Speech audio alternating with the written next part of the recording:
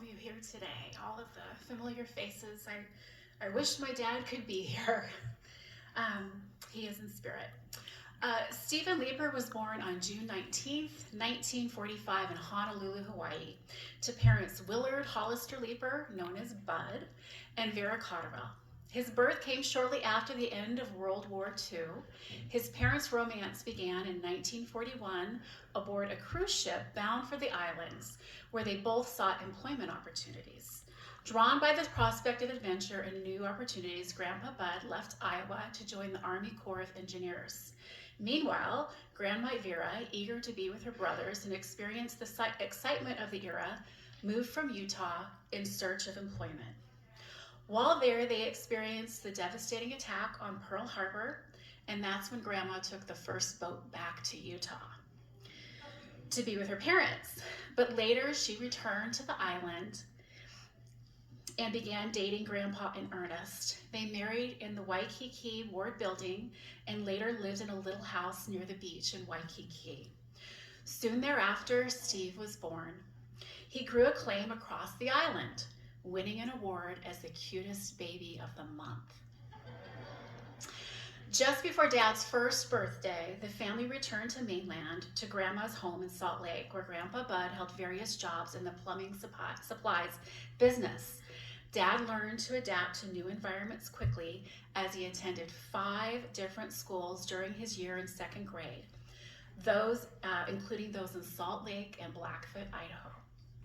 Soon thereafter, the family planted long-term roots in Glendale, California.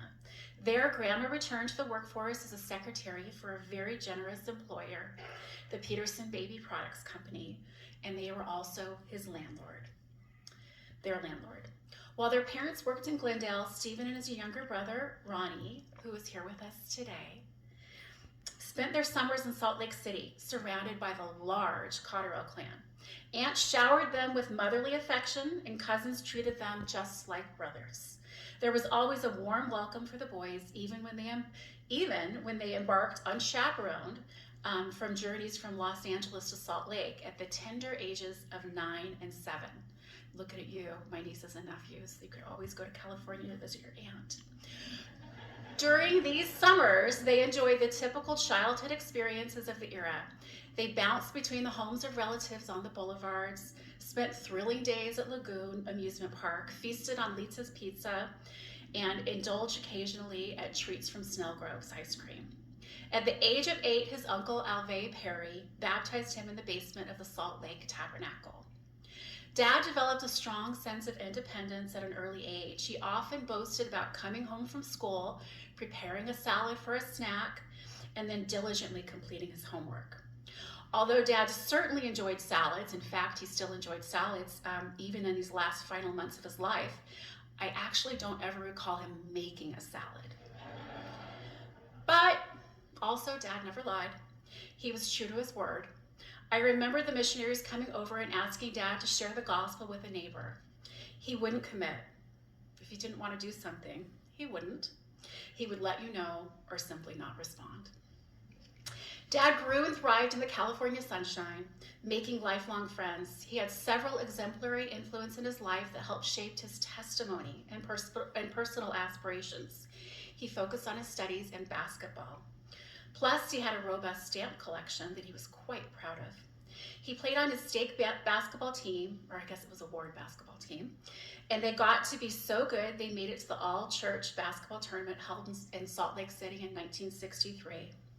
Many of those friends kept their friendship strong after high school and were referred to as the Glendale Gang at BYU, and there are members of the Glendale Gang here. Raise your hands if you're part of the Glendale Gang.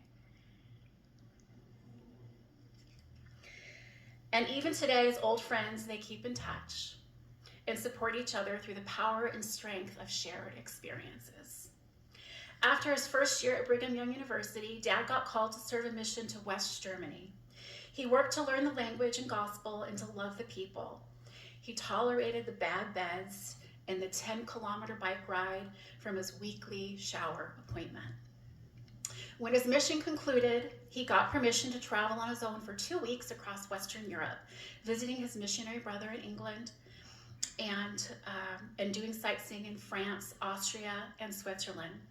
In fact, the elder who made the travel arrangements became his friend, his neighbor, and bishop in the Tempe 14th Ward. It was on his mission that he met a doctor in the military that influenced his decision to want to apply to medical school. He realized he wanted to help people, and he returned to BYU to get his undergrad in zoology with a minor in chemistry. He got accepted into the George Washington University in DC and had his eyes open to politics as he watched the Watergate scandal unfold. In his third year of school, nearing the end of his education, he realized it would be a good time to find a companion. He attended a church fireside in Chevy Chase and noticed a pretty girl, Martha Hall, from across the room. She and her sister left the building before he could reach her, so he chased her down outside, go Dad, introducing himself and getting her phone number. Before my mother arrived home, he had already called twice. Mother remembers he was tall, dark, and handsome, and with a mustache.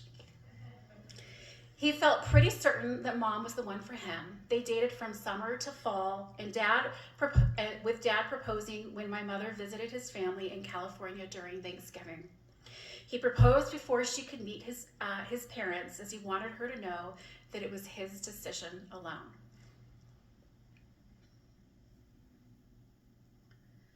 They married on April 30th, 1973 in the Salt Lake Temple, sealed together forever. And their love for each other was never in question, as they faithfully clung to each other even when times were not easy, and despite a history of marital strain from their parents. They chose to settle down in Tempe as Dad began his residency at County Hospital in Phoenix while Mom attended college. Their first and only son, Marshall Todd, was born in October of 1974, and Laura Catherine, that's me, was born in March 1976. During that time, Marty launched her career as a homemaker. Growing up with a working mother, it was a priority for Dad to earn a living that could support a stay-at-home mom for his children. He worked long hours, and during his last year of residency, he developed back problems and underwent surgery that went sideways. At age 32, with 2 children under age 3 and 1 on the way, he developed sepsis and slipped into a coma.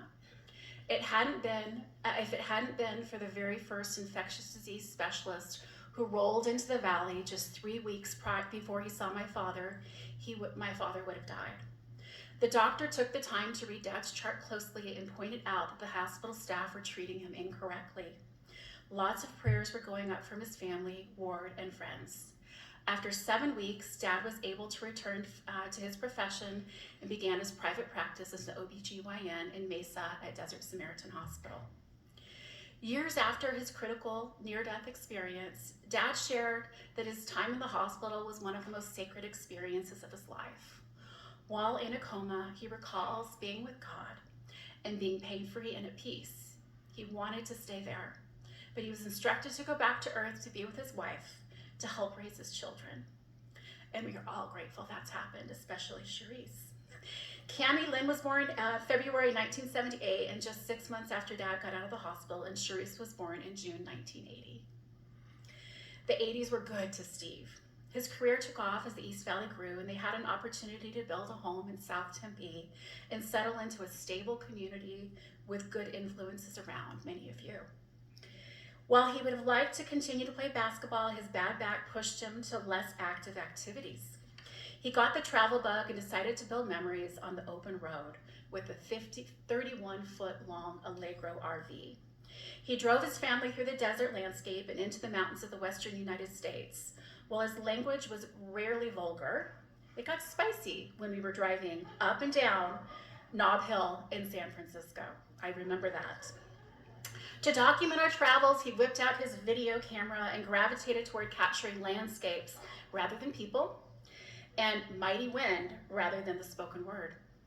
He also bought a satellite dish for home viewing of important events. It's unclear which he preferred more, access to LDS General Conference for the comforts of his home, or unlimited BYU ball games most Saturdays. As his children grew older, he was involved in their lives, making sure they knew of his beliefs and the importance of making good choices. He served in his callings as a home teacher and minister, and together with Marty, made the decision to reduce the stress of life and quit obstetrics. True to their roots, steeped in change, after the children graduated from high school, they decided to build a home in Scottsdale, leaving behind many cherished friends. The move to the foothills brought new experiences. They delighted in encounters with local wildlife, bats, bunnies, foxes, and the warmth of new friendships blossomed as they settled into their new home. Steve's mother and brother lived in Cardiff by the sea, and they wanted to be near them. So after Steve retired in 2004, they decided to move to Carlsbad. After 31 years of the Arizona heat, they enjoyed the cool ocean breezes and hosting visitors, especially their children and grandchildren. While in Carlsbad, Steve and Marty served as service missionaries. Steve's purview was managing the automotive fleet, which made sense given his lifelong careful attention to car maintenance. He also had the opportunity to serve with Marty in the San Diego Temple, and at the age of 63, he was called to serve as bishop of his ward, the Carlsbad 4th Ward. During his years of service, he learned to rely on the Spirit and delegate. Steve and Marty gained a daughter, Heather Catmull, in 2004 via Marshall, and she and Marshall met in San Jose and have 4 children. Preston, who's on a mission, Chandler Burrell, 16, who's here, McKenna, Haley, and Preston is currently serving a full-time mission for the Church of Jesus Christ of Latter-day Saints in Morristown, New Jersey mission, Spanish speaking. Dad got to help Preston with temple preparations lessons and was with Preston in early September, just days after his 18th birthday when Preston first received his temple endowments. Steve loved reading Preston's letters and getting updates on his progress. Steve and Marty also gained a son, Robert McClellan, via Cammie. Robert and Cammie have 2 beautiful children, Maggie Lynn and Clara Jane. Steve got to spend extra time caring for Maggie and Clara, and while Steve never changed their diapers, he changed his understanding of what child rearing looked like as a more active participant than he was with his own children. The pull of the grandchildren drew Steve and Marty back to Arizona in 2018, where they resided full-time in Gilbert until the end of his life. He spent his final years socializing with the empty nesters, watching his grandchildren play and grow, and studying the scriptures. Fishing for words, a few days before my father's passing, I asked my dad about me. He wasn't able to say much, but he told me I was very good. But truly, he was very good. And his legacy has produced some very good things, especially his grandchildren. So right back at you, Dad. You two were very good. I'm so grateful for the way you loved Mom, me, and so many. Back to paradise you go. On to new adventures we send you with full faith that you are received by loved ones on the other side. And most importantly, to a loving Father and Mother in heaven with a perfect elder brother to show you the ropes. And I say this in the name of Jesus.